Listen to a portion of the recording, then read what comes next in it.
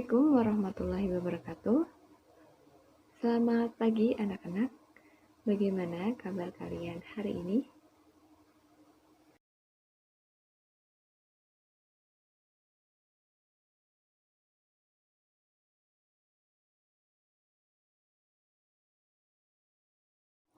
Alhamdulillah jika semuanya dalam keadaan sehat. Sebentar lagi kita akan memulai pembelajaran pada pagi hari ini. Apakah kalian semua sudah siap?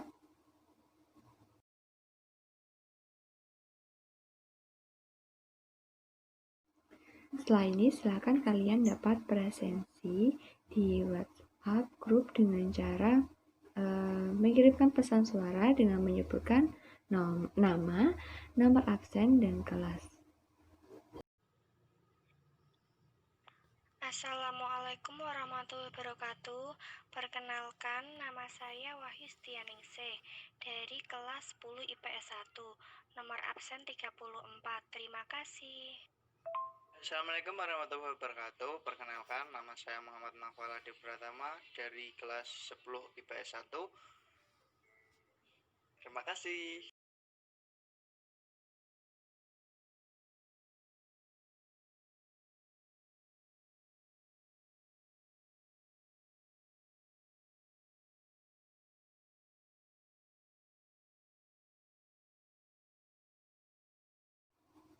Sembari menunggu teman-teman lainnya presensi, Ibu ingin bertanya kepada kalian. Minggu lalu kita telah belajar tentang apa saja. Yang tahu, silahkan bisa menjawab.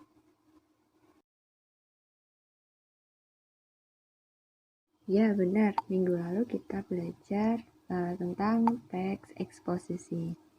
Nah, selanjutnya, adakah yang masih ingat pengertian, tujuan, kemudian ciri-ciri, dan struktur dari teks eksposisi? Assalamualaikum warahmatullahi wabarakatuh. Nama Wahyu Setianingsih, nomor absen 34, kelas 10 IPS 1. Teks eksposisi adalah teks yang digunakan untuk menyampaikan pendapat tentang suatu permasalahan dengan singkat dan jelas, berfungsi untuk mengungkapkan gagasan atau mengusulkan sesuatu berdasarkan argumen yang kuat dan logis. Tujuannya untuk menjelaskan informasi tertentu agar dapat menambah ilmu pengetahuan pembaca. Struktur teks eksposisi terdiri dari tesis, argumentasi, dan penegasan ulang. Terima kasih. Pengertian teks eksposisi adalah teks yang digunakan untuk menyampaikan pendapat tentang suatu permasalahan dengan menyajikan argumen atau pendukung berupa bukti contoh atau alasan yang logis.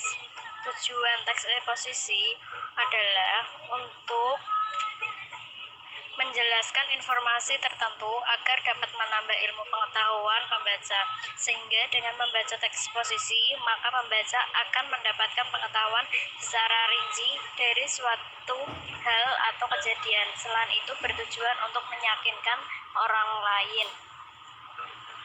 Struktur teks eksposisi adalah ada 3. 1. Tesis. Tesis adalah tesis pada bagian teks eksposisi berisi pendapat umum penulis tentang permasalahan yang dibahas oleh dalam teks tersebut berdasarkan fakta yang ada.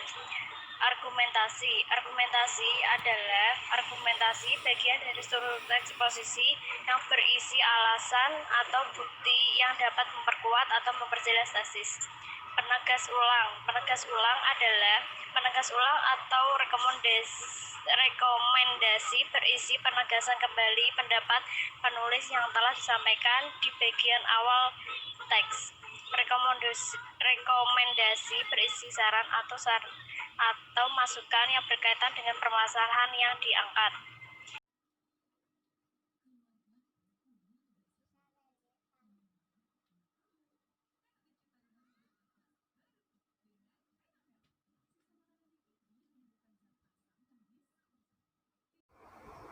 Silakan setelah ini kalian dapat menyimak video di YouTube ya tentang materi teks eksposisi baik dari struktur dan kebahasaannya yang telah Ibu buat. Kemudian silakan kalian tulis pendapat kalian atau apa yang kalian dapatkan setelah melihat atau menonton video tersebut.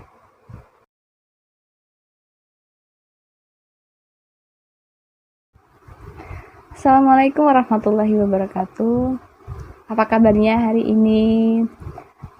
Semoga selalu dalam keadaan sehat walafiat ya. Amin. Nah, sebelum kita memulai pembelajaran pada hari ini, alangkah baiknya kita berdoa menurut agama dan keyakinan masing-masing. Berdoa dimulai.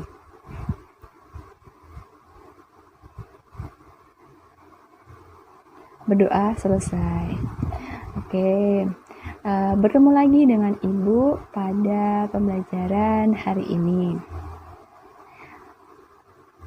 Sebelumnya, pada minggu yang lalu kita sudah belajar bersama mengenai teks eksposisi. Nah, pada kesempatan kali ini kita masih akan belajar mengenai teks eksposisi, tetapi yang dibahas itu berbeda. Minggu lalu kita sudah membahas dari pengertian, kemudian ada ciri-ciri, tujuan, dan struktur dari teks eksposisi. Nah, pada pertemuan kali ini kita akan belajar bersama struktur dan kebahasaan dari teks eksposisi.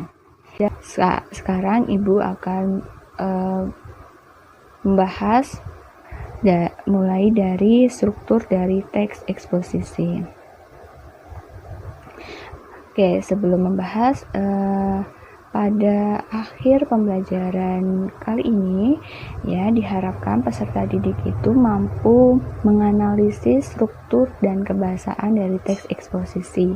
Selain itu, peserta didik diharapkan mampu menyusun atau menulis teks eksposisi sesuai dengan struktur dan kebahasaan teks eksposisi. Nah, kita akan mulai dari struktur dari teks eksposisi. Ibu sudah sampaikan bahwa untuk struktur itu ada 3, yaitu yang pertama tesis, kedua argumentasi, dan yang kedua penegasan ulang. Untuk tesis sendiri yaitu bagian dari teks eksposisi yang berisi pendapat umum penulis tentang suatu permasalahan atau hal yang sedang dibahas dalam teks tersebut. Nah, tesis itu dapat didahului atau diikuti dengan data atau fakta yang mendukung permasalahan tersebut. Seperti contoh, ya, bisa kalian baca sendiri bahwa di situ ada data, ada fakta dari yang dibahas, teks yang dibahas. Kemudian yang kedua adalah argumentasi. Argumentasi itu apa? Argumentasi itu bagian dari teks eksposisi yang berisi alasan atau bukti yang dapat memperkuat atau memperjelas tesis. Jadi dari tesis yang kita sampaikan di atas, nah pada bagian argumentasi ini diperkuat lagi dengan bukti-bukti yang jelas, begitu. Nah, semakin banyak argumennya, jadi semakin banyak argumen yang dikemukakan, maka semakin mempermudah pembaca itu menyetujui atau meyakini atau meyakinkan pendapat penulis. Jadi agar pembaca itu setuju dengan pendapat yang disampaikan oleh penulis, begitu. Itu untuk argumentasi. Untuk contoh, kalian bisa simak ya, itu dari teks tersebut. Jadi struktur dari teks argumentasi bisa dilihat untuk contohnya. Kemudian struktur yang terakhir adalah penegasan ulang atau rekomendasi.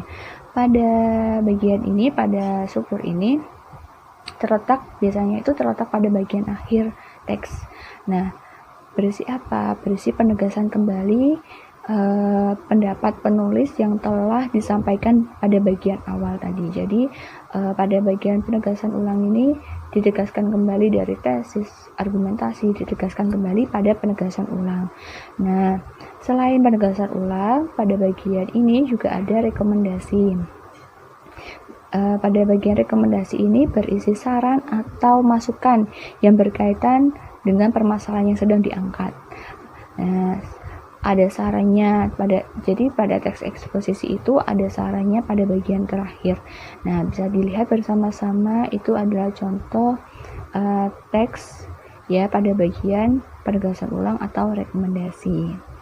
Nah, itu dari struktur teks eksposisi. Ada tesis atau pernyataan umum, kemudian ada argumentasi, dan terakhir ada penegasan ulang atau rekomendasi.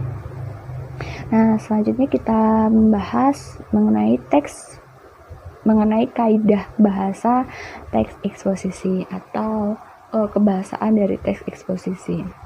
Selanjutnya kita akan membahas mengenai kaidah kebahasaan dari teks eksposisi.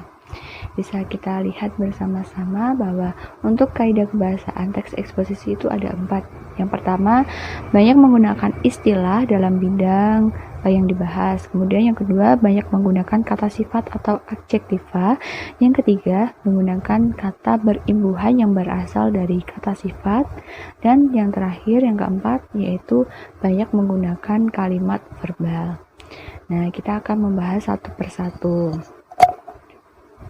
Yang pertama yaitu banyak menggunakan istilah dalam bidang yang dibahas.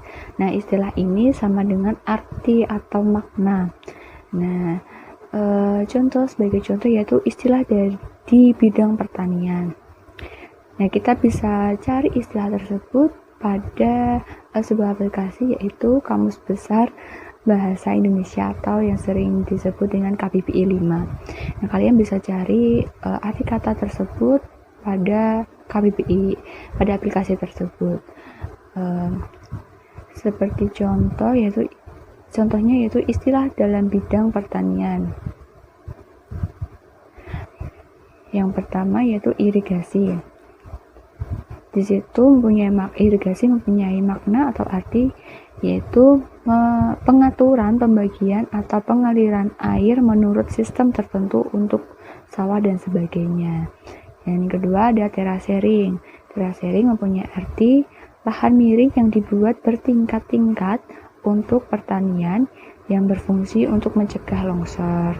Nah, kata tersebut, istilah tersebut bisa kita lihat, bisa kita cari pada sebuah aplikasi yaitu Kamus Besar Bahasa Indonesia atau KBBI 5. Yang kedua yaitu banyak menggunakan kata sifat atau adjektiva.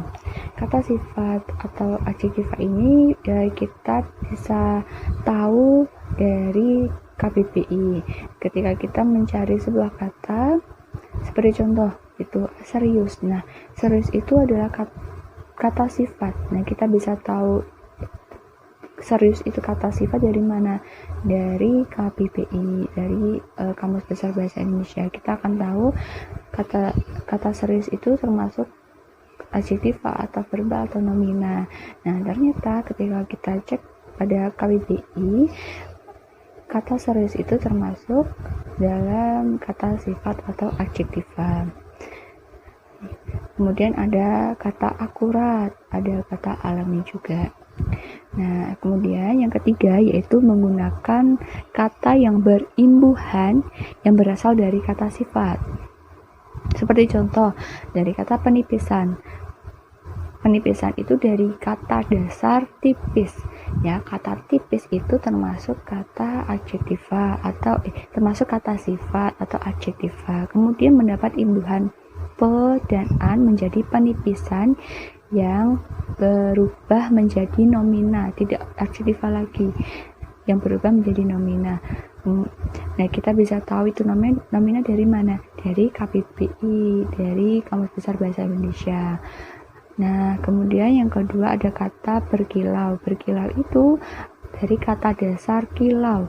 Kilau termasuk kata sifat atau adjektiva. Kemudian mendapat imbuhan ber dan an menjadi berkilauan yang katanya menjadi bukan kata sifat lagi tetapi menjadi verba atau kata kerja.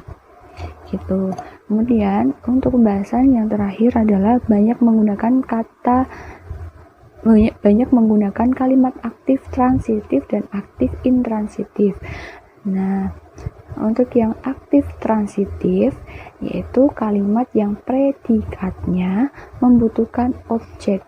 Ya, jadi aktif transitif itu predikat membutuhkan objek. Ciri-cirinya yaitu objek dikenai suatu pekerjaan, kemudian dapat diubah menjadi kalimat pasif. Yang ketiga, predikatnya merupakan kata kerja yang berimbuhan me atau memper. Dan yang keempat, kalimatnya mempunyai pola dasar SPO atau subjek, predikat, dan objek. Jadi untuk aktif transitif, ya, kalimat aktif transitif itu kalimatnya itu dapat diubah menjadi kalimat pasif. Objeknya dikenai suatu pekerjaan. Predikatnya itu kata kerja yang berimbuhan me atau memper. Kemudian kalimatnya itu mempunyai pola dasar S subjek, P predikat, dan O objek. Jadi ada subjek, predikat, dan objek. Nah, sebagai contoh ya, kalimat aktif transitif yang pertama, ibu memasak nasi goreng. Itu pola dasarnya adalah subjek, predikat, dan objek. Untuk ibu menduduki subjek, memasak menduduki predikat, nasi goreng menduduki objek gitu. Kemudian yang kedua adalah adik mengambilkan ayah secangkir kopi. Pola dasarnya adalah subjek, predikat, objek, dan pelengkap. Adik sebagai subjek, kemudian mengambilkan sebagai predikat, ayah sebagai objek, dan secangkir kopi sebagai pelengkap. Dan yang ketiga adalah kami menonton film animasi di bioskop. Kami sebagai subjek, menonton sebagai predikat, film animasi sebagai objek, dan keterangan tempatnya di bioskop. Itu tadi untuk kalimat aktif transitif. Dan yang kedua adalah kalimat aktif intransitif. Kalimat aktif intransitif itu kalimat yang predikatnya tidak membutuhkan objek. Jadi bedanya kalimat aktif transitif dan aktif intransitif. Kalau aktif intransitif itu kalimat yang predikatnya tidak membutuhkan objek. Kalau aktif transitif, kalimat yang predikatnya membutuhkan objek, harus ada objeknya. Kalau transitif, kalau intransitif tidak membutuhkan objek. Ciri-cirinya yaitu tidak bisa dipasifkan. Kedua, berpola S, P, K, atau SP. Jadi ada subjek, predikat, dan keterangan atau subjek predikat saja. Kemudian yang ketiga adalah kata kerja mempunyai verba dasar dan imbuhan ber, berkan, ter, ke, an. Ya, saya ulangi lagi bahwa kata kerja mempunyai verba dasar dan imbuhan ber, berkan, ter, dan ke, an. Sebagai contoh yaitu Amar sedang memancing. Kemudian yang kedua adalah Adi berlari. Amar sedang memancing itu polanya subjek dan predikat.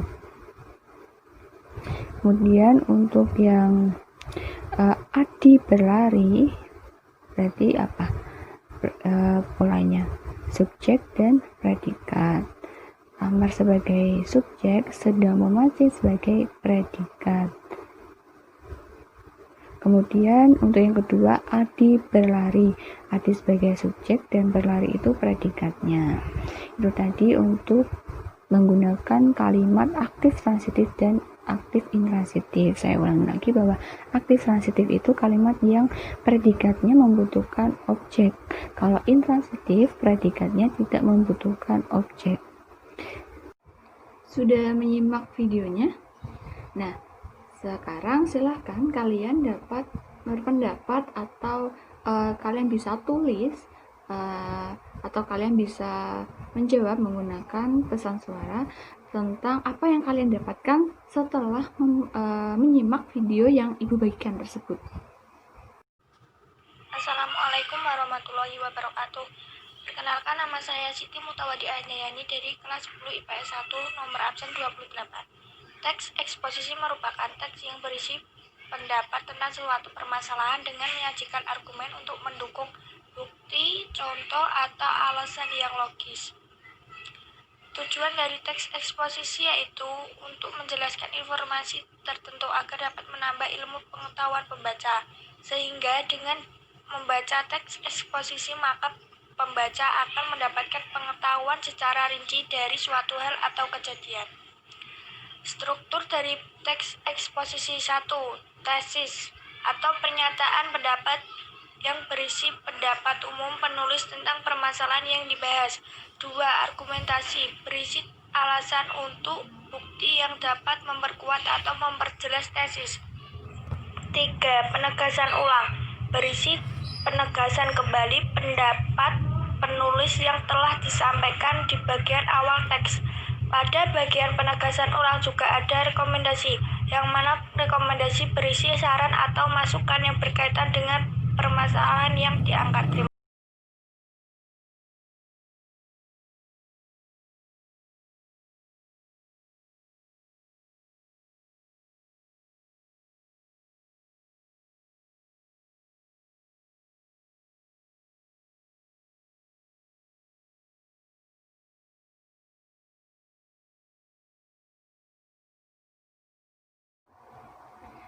Ya, benar sekali pendapat dari Mbak Siti, kemudian Mbak Wahyu dan Mbak Syifa, bahwa struktur dari teks eksposisi itu ada tiga. Yang pertama tesis atau pernyataan pendapat, itu berisi pernyataan umum penulis tentang suatu permasalahan. Nah, di dalam tesis tersebut berisi fakta-fakta tentang atau fakta yang mendukung permasalahan tersebut. Kemudian untuk yang kedua yaitu argumentasi. Nah, pada argumentasi ini yaitu bagian teks eksposisi yang berisi alasan atau bukti untuk memperkuat atau memperjelas tesis tersebut, karena kan tadi tesis ada berupa fakta-faktanya. Nah, di argumentasi ini diperjelas lagi dengan alasan, bukti untuk memperkuat fakta tersebut atau pendapat umum tadi yang di bagian tesis. Kemudian semakin banyak argumentasi, maka teks eksposisi itu akan semakin meyakinkan pembaca menyetujui atau meyakinkan pendapat dari penulis tadi. Itu untuk argumentasi. Kemudian yang terakhir adalah penegasan ulang atau rekomendasi. Nah, pada penegasan ulang ini, jadi dari tesis, argumentasi, ditegaskan lagi pada bagian penegasan ulang. Biasanya itu terletak pada akhir paragraf, ya. Nah, pada bagian penegasan ulang juga ada rekomendasi. Nah, pada rekomendasi ini berisi saran atau masukan tentang teks yang dibahas tersebut, tentang permasalahan yang sedang diangkat atau sedang dibahas. Begitu. Itu untuk strukturnya. Kemudian untuk yang kedua adalah kaidah kebahasaan teks eksposisi. Kaidah kebahasaan yang pertama adalah banyak menggunakan istilah pada suatu bidang tertentu. Semisal teks tersebut sedang membahas tentang pertanian. Nah, pada teks tersebut banyak sekali istilah-istilah yang digunakan. Nah, agar kita tahu maksud atau makna dari istilah tersebut, kita carinya di Kamus Besar Bahasa Indonesia. Kita akan tahu, semisal irigasi itu artinya apa? Nah, kita bisa tahu melalui Kamus Besar Bahasa Indonesia atau KBBI 5. Kemudian, banyak menggunakan kata sifat. Kata sifat itu adjektiva. Banyak sekali menggunakan kata sifat. Kemudian yang ketiga, menggunakan kata berimbuhan yang berasal dari kata sifat. Nah, kita bisa tahu kata sifat itu dari mana? Nah, kita bisa tahunya dari Kamus Besar Bahasa Indonesia. Semisal kita sedang mencari sebuah kata tipis. Nah, kata tipis itu di KBBI akan tahu, oh, kata tipis itu termasuk kata adjektiva, nomina, atau verba. Nah, kita bisa tahunya dari situ. Kemudian, yang keempat, banyak menggunakan kalimat verba.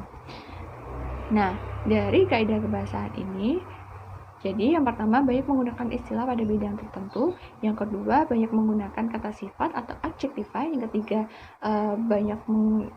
banyak menggunakan kata beribuhan yang berasal dari kata sifat, dan yang terakhir banyak menggunakan kalimat verba. Itu tadi jawaban dari teman-teman kalian sudah benar. Sekarang silakan kalian cek pada poin tugas.